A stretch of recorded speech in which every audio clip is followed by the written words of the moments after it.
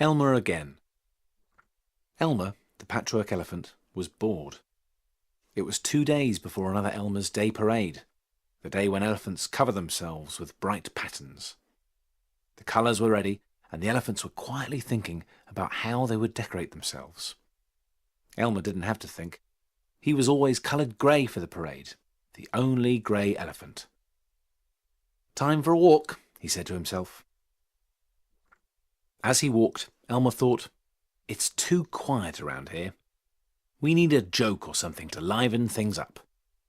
He came to a pool and looked at his reflection.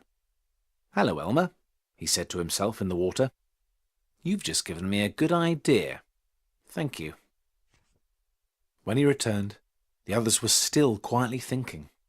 Elmer went up to one of them and whispered in his ear.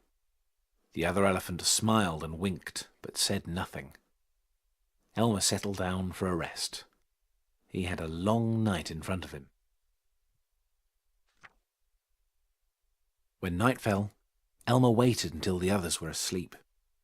Then, taking care not to wake them, he set to work.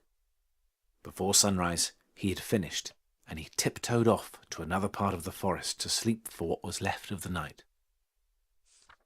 In the morning, the first elephant to wake looked at his neighbour and said, "Good morning, Elmer." One after another, the elephants woke, and as they did, from every direction came, "Good morning, Elmer.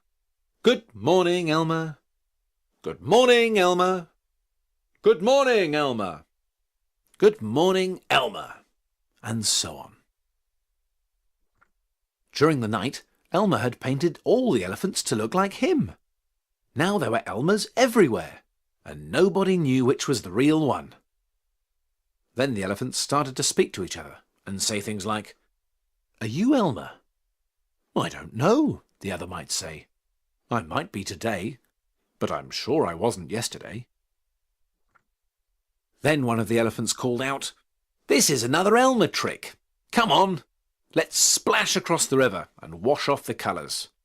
Then we'll see who the real Elmer is." The elephants raced to the river and splashed and sploshed their way to the other side. Once on the other side, the elephants stared. They were all grey. "Where's Elmer?" they asked. "Here, of course," said a grey elephant. "Don't you recognise me?" "But you're the same colour as us," gasped the others. "So I am," said Elmer. "Wonderful! I always wanted to be like you." "This is awful," said another elephant. "Elmer can't be like the rest of us. Things won't be the same without an Elmer." "Well, there's nothing I can do about it," said Elmer. "Unless—" "What?" said the others. "Well," said Elmer, "the colours that are washed off are still floating on the water. Perhaps if I run back through them, I may return to normal." "Try it!" shouted the others. "Try anything to get your colours back." "Yahoo!" called Elmer, and he raced across the river and vanished into the trees on the other side. Almost at once he reappeared, puffing and panting, but once again in his bright patchwork colours. "Hurrah!" cheered the elephants from across the river. "It worked! We've got our Elmer again." With that, the elephants started chanting, "Elmer! Elmer!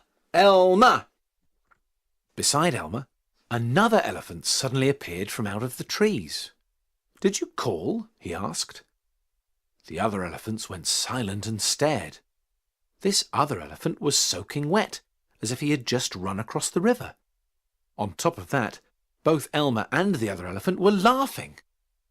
"You tricked us," said one elephant to the wet grey elephant. "You were working with Elmer and pretended to be him. We should have known Elmer's colours wouldn't wash off. It's another Elmer trick."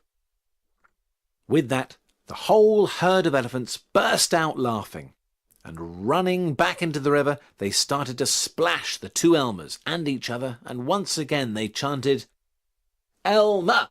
Elmer! Elmer!" until the whole jungle shook with their noisy game.